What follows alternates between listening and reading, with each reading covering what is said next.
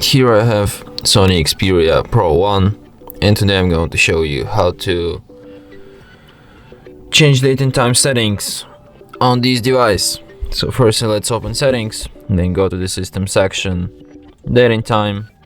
If you want to adjust your date and time manually, firstly disable automatic date and time feature. Here you can set up your date. Here you can set up your time. You can also change time zone by disabling automatic time zone. And you can change time format from 24-hour to 12-hour. And that's it.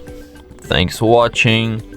If you find this tutorial useful, don't forget to hit that like button and subscribe to our channel.